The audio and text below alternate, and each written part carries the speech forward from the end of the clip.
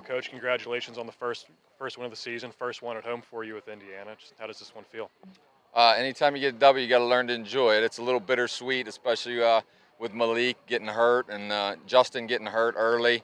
And it's really sweet because we had to overcome those things. And when you talk about building young men, not just football programs, showing that resiliency, which is one of our core values, and overcoming that adversity, you can't be anything but proud of their effort to find a way to win, as ugly and as sloppy as it was. And so from that aspect, it's sweet. And it's sweet to win at home. Our student section was unbelievable. Our band was unbelievable. Our fans were unbelievable. They hung with us through a very rough, first half where we just continued to turn the ball over and had opportunities. They turned the ball over.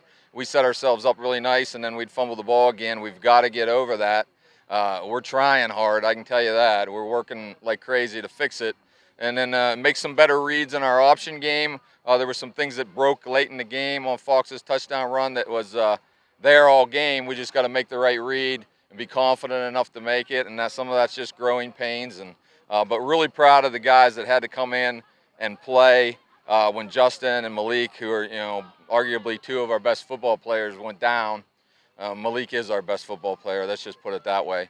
And so I thought Braden Hodak did an outstanding job from the B-back position and on defense. He played his guts out. I mean, he was tackle after tackle in his final minutes. And then Ty Oliver was outstanding on the defensive side of the ball. All our defensive linemen, Tanner, Nelson, Prebish, AJ Nickus, our outside linebacker, our two inside, Gavin Bernard, and then Nick Hilliard was outstanding for a kid that really hasn't played football since he was in midgets, to step up and have a football game like he had.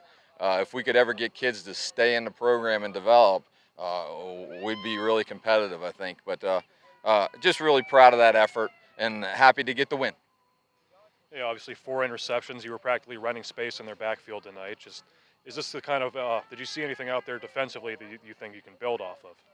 Do you see this as a turning point for the team?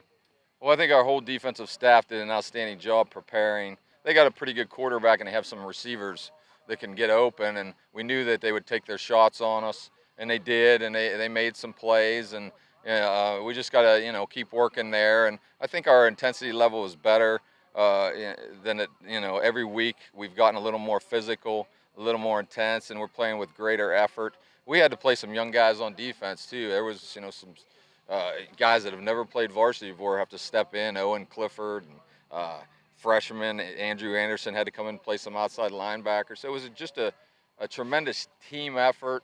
And really, it's the way our coaching staff coaches these guys, the way we prepare every kid in our program to play, I think paid off tonight on a night like tonight.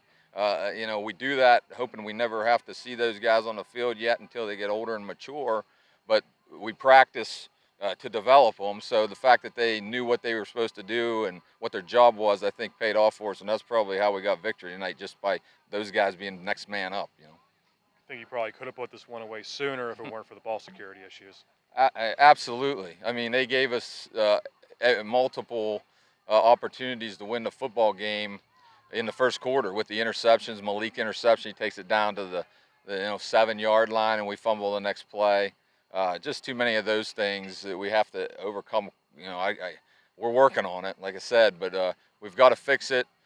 Really, we probably should have had an opportunity to be up decent-sized lead in the first half, and we didn't capitalize on those 2 turnovers.